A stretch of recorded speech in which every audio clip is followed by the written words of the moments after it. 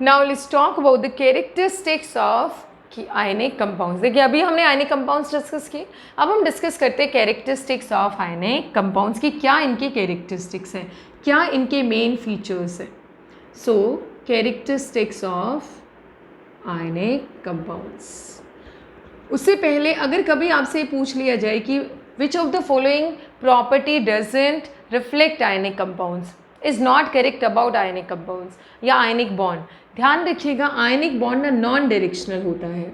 Ionic bond is non directional, क्योंकि cation और anion का रिफ्लेक्शन वो अट्रैक्शन है बेटा। तो कहीं से भी जितना कैटायन, जैसे ये मान लो कैटायन है, तो कैटायन के चारों तरफ जितना स्पेस होगा उतने एनायंस तो आएंगे आएंगे, तो चारों तरफ से ही आते हैं, इसलिए इसको क्या बोला जाता है, नॉन डायरेक्शनल बोला जाता है। So ionic bond is always non directional, but covalent आपका डायरेक्शनल होता है। यहाँ पे मैं एक चीज़ और लिख देती हूँ, कोवलेंट बॉन्ड क्या होता है बेटा, covalent bond is directional in nature. ऐसा नहीं है कि एक्स एक्सिस वाला मानी इलेक्ट्रॉन वाली ऑर्बिटल वाई से इंटरेक्ट करेगी, ऐसा कुछ नहीं हो, एक्स वाला एक्स से, वाई वाला वाई से, जेड वाला जेड से। सो that is called directional. Ionic bond जो होता है वो क्या होता है, नॉन डायरेक्शनल होता है। कोवलेंट की हम बात करेंगे बाद में। सो नेक्स्ट आपका आता है कि इनके क्या कैरेक्टरिस्टिक्स हैं, क्या इनके फीचर्स हैं। पहला इनका फिजिकल स्टेट। तो आयनिक कंपाउंड्स चाहे जितने भी एग्जाम्पल्स हम देख लें, most of the time they exist in solid state. किस स्टेट में एग्जिस्ट करते हैं, सॉलिड स्टेट में, पहला फीचर। दूसरा इनका कैरेक्टरिस्टिक फीचर क्या है, तो अगर फिजिकल स्टेट की बात करें, फिजिकल स्टेट जनरली क्या होता है बेटा, generally this is solid, right. अब हम सेकेंड प्रॉपर्टी की बात करते हैं। Second, they are of crystalline nature. Amorphous और क्रिस्टलाइन दो नेचर होते हैं सब्सटेंसेस के, तो इनका जो नेचर होता है, they are having crystalline nature. Crystalline का मतलब बहुत ही रेगुलर अरेंजमेंट होता है पार्टिकल्स का, regular arrangement of species, arrangement of ions. Ions का बड़ा ही रेगुलर सा अरेंजमेंट होता है। फॉर एग्जाम्पल हम बात करेंगे NaCl के स्ट्रक्चर की, देखिएगा बहुत मज़ेदार स्ट्रक्चर है ये, NaCl का स्ट्रक्चर है। इसमें बताने से पहले इस रूम को एक बार इमेजिन करो बेटा। NaCl का स्ट्रक्चर मैं यहाँ बताने से पहले आप उसको रूम में बताऊंगी। आप सारे रूम में बैठे हैं फिलहाल, आप इमेजिन करिए इस रूम की अगर हम बात करते हैं NaCl की, तो इस रूम के क्या क्या ऐसे पॉइंट्स हैं जिनकी पोजीशन हमें पता होनी चाहिए।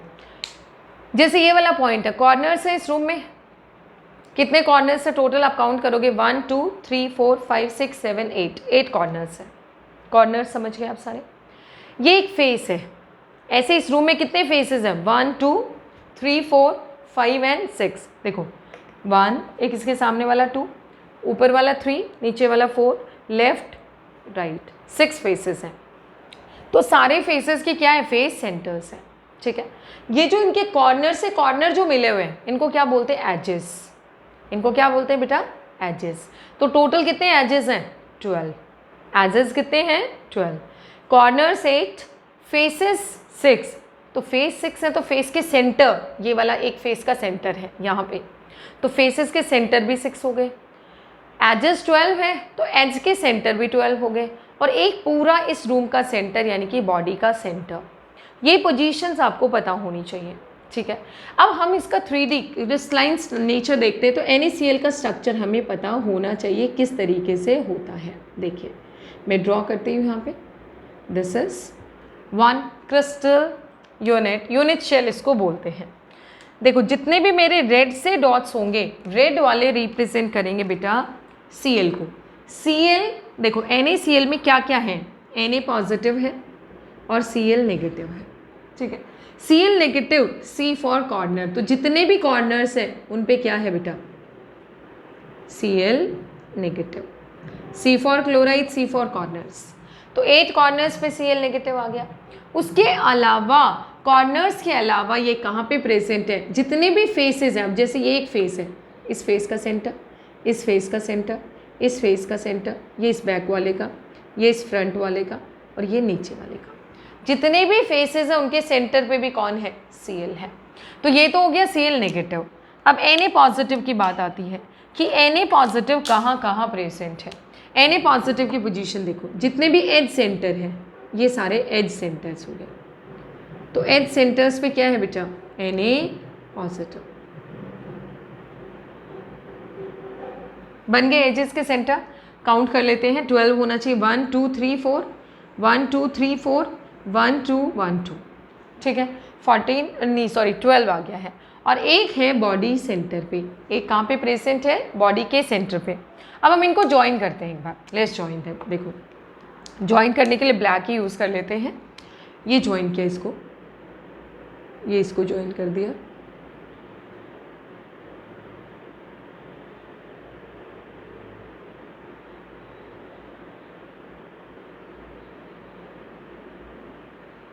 ठीक है,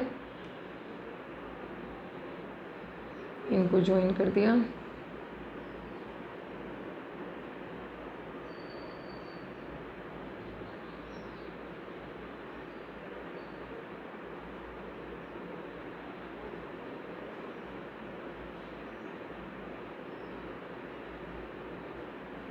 थोड़ा सा यहाँ कहीं आएगा,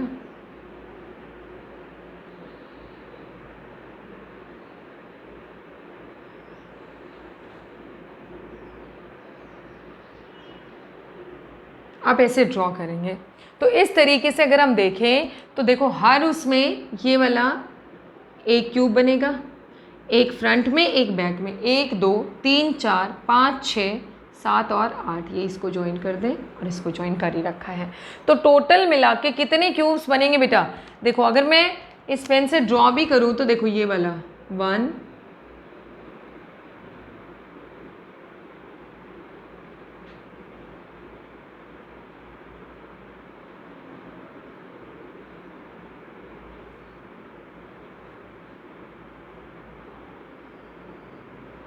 ये वाला एक क्यूब बनेगा, देखो ग्रीन वाला।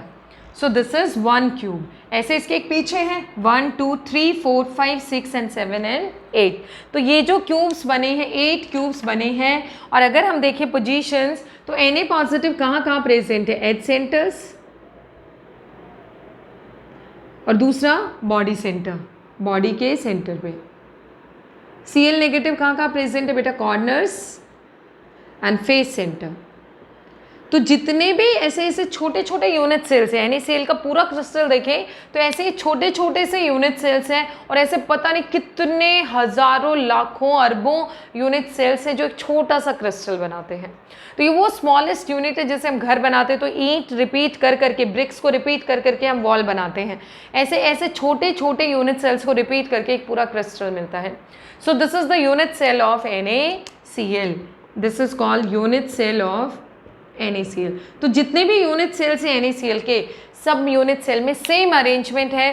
क्लोराइड सब में कॉर्नर्स प्लस फेस सेंटर पे रहेगा, Na पॉजिटिव सब में edge centre plus body centre पे रहेगा। सो सेकंड इनका क्या हो गया बेटा, क्रिस्टलाइन नेचर, कि इनका नेचर जो वो क्रिस्टलाइन है, बड़ा ही रेगुलर अरेंजमेंट है आयंस का, परफेक्ट ऑर्डर है। थर्ड प्रॉपर्टी आती है इनकी melting point and boiling point. देखिए क्योंकि इनके बीच में इलेक्ट्रोस्टैटिक फोर्स ऑफ अट्रैक्शन है which is very very strong, तो इसलिए इनका मेल्टिंग पॉइंट और बॉइलिंग पॉइंट क्या है, बहुत high. So they have high melting point, boiling point. Reason क्या है, ड्यू टू स्ट्रॉन्ग कूलॉम्बिक और इलेक्ट्रोस्टैटिक फोर्स ऑफ अट्रैक्शन। इसकी वजह से इनके बीच में क्या है, बहुत strong intermolecular force, inter ionic bonds हैं। इस वजह से इनका मेल्टिंग पॉइंट और बॉइलिंग पॉइंट क्या होता है बेटा, बहुत ज़्यादा है। Fourth property electrical conductivity, are they good conductors of electricity और they are bad conductors of electricity. अगर आपसे पूछा जाए कि अच्छे कंडक्टर हैं या बुरे कंडक्टर हैं, तो देखो सॉलिड स्टेट में तो ions are very close to each other, so they can not flow, और आयंस का फ्लो नहीं होगा तो इलेक्ट्रिसिटी का कंडक्शन नहीं होगा। सॉलिड में तो ये क्या होते हैं, बैड कंडक्टर होते हैं। बट लिक्विड यानी कि अगर इनको मेल्ट कर दिया, मेल्ट इनका मोल्टन स्टेट जिसको फ्यूज्ड भी बोलते हैं, यानी पिघला हुआ, या इनका एक्वस स्टेट पानी में डिसॉल्व किया, तो वहाँ पे आयंस होंगे and then they conduct electricity. So next point क्या है, इलेक्ट्रिकल कंडक्टिविटी। कंडक्टिविटी। तो इलेक्ट्रिकल कंडक्टिविटी की अगर हम बात करते हैं तो देखो सॉलिड स्टेट, इधर मैं लिखूंगी स्टेट और इधर मैं लिखूंगी गुड और बैड, बैड कंडक्टर, राइट, ये कंडक्टर हो गया। और इधर हम लिख देते हैं रीजन, कि रीजन क्या है। देखो अगर स्टेट सॉलिड है so bad conductor of electricity. Reason क्या है, ions are very close, ions are not free to flow, और अगर आयंस ही फ्लो नहीं करेंगे तो कंडक्टिविटी नहीं होगी। तो सॉलिड स्टेट में क्या है, they are bad conductor of electricity. तो आपसे कोई कॉमन सा क्वेश्चन पूछे, NaCl, सिंपल उन्होंने लिखा है NaCl is a good conductor और बैड कंडक्टर ऑफ इलेक्ट्रिसिटी। अब उन्होंने कुछ भी नहीं बताया, बट हमें पता है NaCl का स्टेट क्या है, नेचुरल स्टेट उसका क्या है, solid. So we should say that NaCl is a bad conductor of electricity. Second है उनका मोल्टन या फ्यूज्ड, मोल्टन और फ्यूज्ड स्टेट।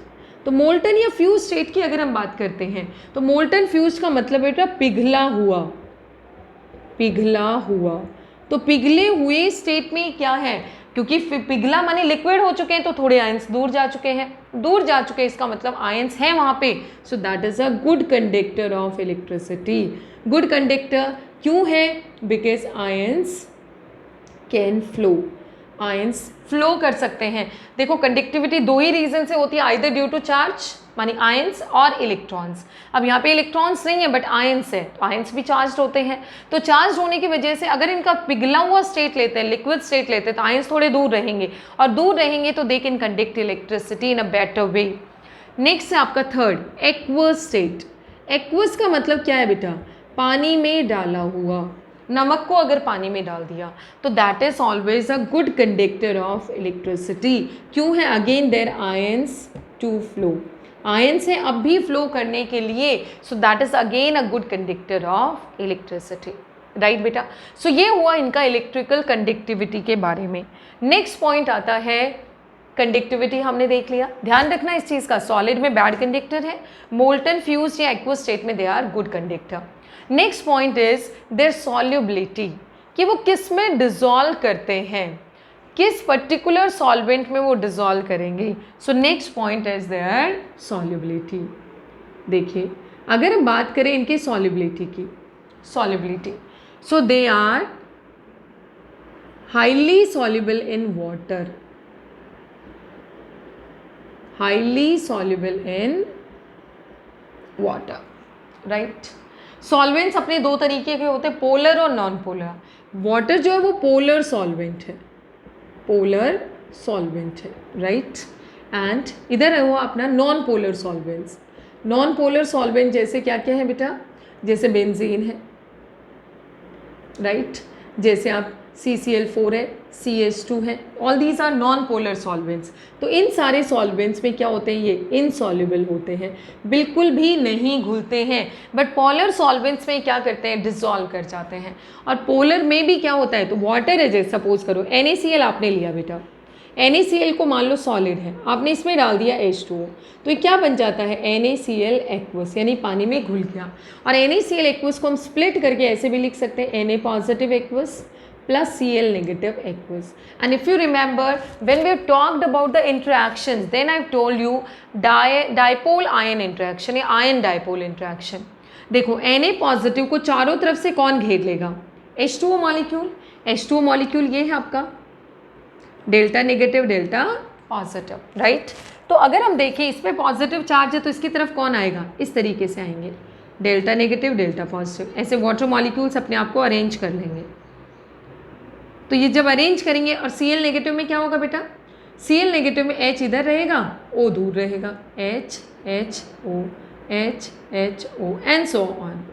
तो जब ये अपने आप को ऐसे अरेंज करेंगे तो कहीं ना कहीं इसको स्टेबलाइज करते हैं, और यहाँ पे जो एनर्जी रिलीज होती है उसको क्या बोला जाता है, हाइड्रेशन एंथैल्पी। तो यहाँ पे जो हाइड्रेशन एनर्जी रिलीज्ड, यहाँ पे जो बोला जाएगा एनर्जी रिलीज जो हुई उसको क्या बोला जाएगा बेटा, हाइड्रेशन एंथैल्पी। और जितनी ज़्यादा हाइड्रेशन एंथैल्पी उतना ही ज़्यादा soluble. So solubility is directly proportional to hydration enthalpy. Hydration enthalpy के क्या होगी बेटा, डायरेक्टली प्रोपोर्शनल होगी। और हाइड्रेशन एंथैल्पी कौन डिसाइड करेगा? जितना ज़्यादा इनका डाइलेक्ट्रिक कांस्टेंट होगा तो solubility is directly proportional to dielectric constant. जैसे वाटर का डाइलेक्ट्रिक कांस्टेंट कितना है? H2O का 80 होता है, बहुत ज़्यादा। इथाइल अल्कोहल वगैरह का बहुत कम होता है, तो वाटर में हाईली सॉल्युबल होता है। होना क्या है अल्टीमेटली? देखो, दो आयंस है, दो चार्जेस हैं। कूलम्बिक फोर्स ऑफ अट्रैक्शन क्या होता है? Q1/Q2 डिवाइडेड बाय एक प्रोपोर्शनैलिटी कांस्टेंट आपका K है, ये इधर लगा दो, जिसको हम 1/4 पाई एप्सिलॉन बोलते हैं, और अगर वैक्यूम है तो एप्सिलॉन नॉट बोलते हैं, और इधर r² है, ठीक है। तो ये वाला जो टर्म है, this represents dielectric constant.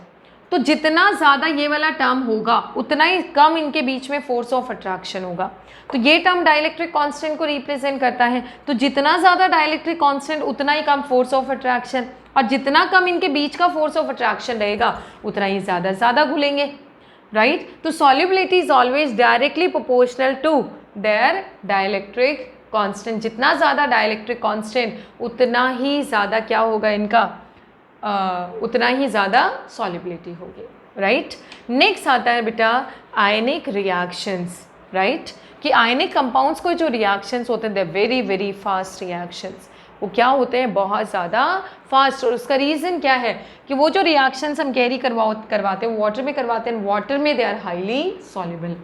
So next one is their ionic reactions. Ionic reactions are very fast. जैसे NaCl plus AgNO3 क्या बनेगा बेटा? NaNO3 plus AgCl. So this type of reactions, ये aqueous में रहा, ये aqueous में, and this is also aqueous. ये बहुत फास्ट है because they are highly soluble in water. और अगर ये वाटर में डिसॉल्व करते हैं तो ऑटोमेटिकली आयंस दूर हो जाते हैं, तो दूर होंगे तो एक दूसरे से बहुत ईजिली इंटरेक्ट करेंगे। So that is the reason, these are the characteristics of ionic compounds. Now will talk about covalent compound. जैसे हमने आयनिक का डिस्कस किया है ऐसे ही हम डिस्कस करेंगे डिटेल में कोवैलेंट कंपाउंड्स को।